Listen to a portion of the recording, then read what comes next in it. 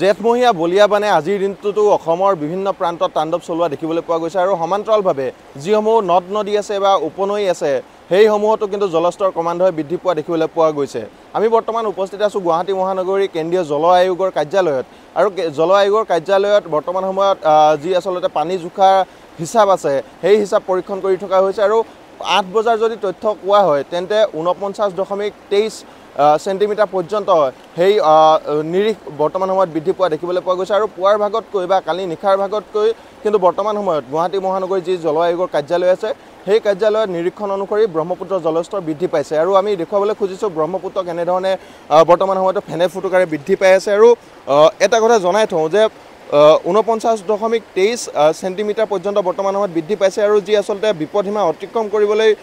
নিৰিখ লাগে সেই নিৰিখ হৈছে 49.68 অৰ্থাৎ 49.68 সেন্টিমিটাৰ অতিক্ৰম কৰিলে ব্ৰহ্মপুত্ৰই বিপদসীমা অতিক্ৰম কৰা বুলি কোৱা হয় আৰু বৰ্তমান সময়ত ব্ৰহ্মপুত্ৰই 49.23 সেন্টিমিটাৰ পৰ্যন্ত বৃদ্ধি পোৱা দেখিবলৈ পোৱা গৈছে। গতিকে আজিৰ দিনটো যদি উজনি অসমতে হওক বা অৰুণাচল প্ৰদেশতে হওক বা অসমৰ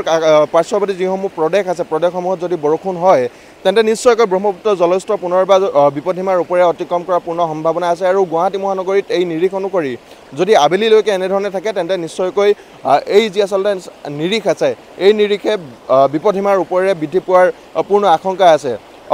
সমগ্ৰ অসমতে বৰ্তমান সময়ত বানে তাণ্ডৱ লীলা চলোৱা দেখিবলৈ পোৱা গৈছে। সেয়া লাগিলে উজনি অসমৰ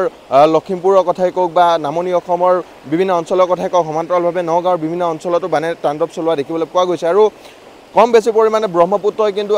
এই বানসমূহত অকণমান হ'লেও প্ৰভাৱ পেলোৱা দেখিবলৈ পোৱা যায় আৰু বৰ্তমান সময়ত দেখিবলৈ পোৱা গৈছে যে কেৱল ব্ৰহ্মপুত্ৰ উপত্যকাত বুলি নহয় বৰাক উপত্যকাতো বহুকেইজন ব্যক্তি ইতিমধ্যে প্ৰাণ হেৰুওৱালৈকে ঘটনা ধৰণৰ হৈছে আৰু গতিকে ব্ৰহ্মপুত্ৰৰ যি আচলতে জলস্তৰ আছে এই জলস্তৰ ক্ৰমান্বয়ে বৃদ্ধি পাই থাকিলে বা উজনি অসমতে হওক বা অৰুণাচল প্ৰদেশত যদি এনেধৰণে বৰষুণ হৈ থাকে বৰষুণৰ পৰিমাণ বৃদ্ধি হৈ থাকে যিহেতু বৰ্তমান সময়তো হালধীয়া এলাৰ্ট জাৰি কৰা হৈছে বা হালধীয়া এলাৰ্ট দি ৰখা হৈছে গতিকে যদি এনেধৰণে বৰষুণ দি থাকে তেন্তে নিশ্চয়কৈ পুনৰ এবাৰ যে সেই বানৰ তাণ্ডৱ বা বানৰ সংহাৰী ৰূপসমূহ দেখিবলৈ অসমৰ ৰাইজে দেখা পাব সেই কথা প্ৰায় নিশ্চিত হৈ পৰিছে আৰু এনেধৰণে আমি ব্ৰহ্মপুত্ৰখন দেখুৱাবলৈ বিচাৰিছোঁ বাৰিষা কালত ভঁৰালুই তেনেধৰণে উফন্দি উঠিছে ফেনে ফুটুকাৰে আৰু যথেষ্ট বৃদ্ধি পোৱা দেখিবলৈ পোৱা গৈছে ব্ৰহ্মপুত্ৰ জলস্তৰ। আচলতে খৰালি সময়ত যি ব্ৰহ্মপুত্ৰ নদীৰ কেৱল মাজৰ এটা হুটিৰ দৰে বৈ থকা দেখিবলৈ পোৱা যায় সেই ব্ৰহ্মপুত্ৰ বৰ্তমান সময়ত কিন্তু এনেধৰণে কাল ৰূপ ধাৰণ কৰি বিভিন্ন স্থানত বানৰ তাণ্ডৱ বা সংহাৰী ৰূপ ধাৰণ কৰিবলৈ লোৱা দেখিবলৈ পোৱা গৈছে। আনহাতে যদি কোৱা হয় তেন্তে বিভিন্ন স্থানত ফেৰী সেৱা বৰ্তমান সময়ত বন্ধ কৰি দিয়া হৈছে। আজি যদি দিনটোৰ কথা হয় গুৱাহাটী মহানগৰী যি গুৱাহাটী আৰু উত্তৰ গুৱাহাটী সংযোগে ফেৰী সেৱা আছে সেই ফেৰী সেৱা IWTE জলস্তৰ বৃদ্ধি পাই থকাৰ বাবে বন্ধ কৰিছে যাতে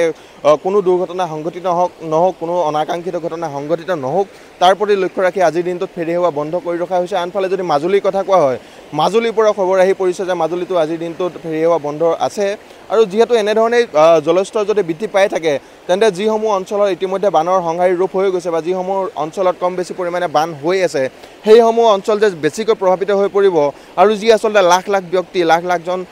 লোক বৰ্তমান সময়ত বানৰ দ্বাৰা প্ৰভাৱিত হৈছে সেই লোকসকল পুনৰ এবাৰ প্ৰভাৱিত নহ'ব আৰু যি নতুনকৈ প্ৰভাৱিত যে ব্যক্তিসকল নহ'ব তাৰ কোনো মানে নাই আৰু বৰ্তমান সময়ত আমি ব্ৰহ্মপুত্ৰ পাৰৰ পৰা সমগ্ৰ দৃশ্যাংশখিনি দেখুৱাবলৈ চেষ্টা কৰিলোঁ। আপুনি বিচৰা বাতৰি পাব কেৱল নিউজ 18 এপত। নিউজ 18 এপ ডাউনলোড কৰিবলৈ স্কেন কৰক এই QR কোড। গুগল প্লে ষ্টৰতো পাব এই নিউজ 18 এপ।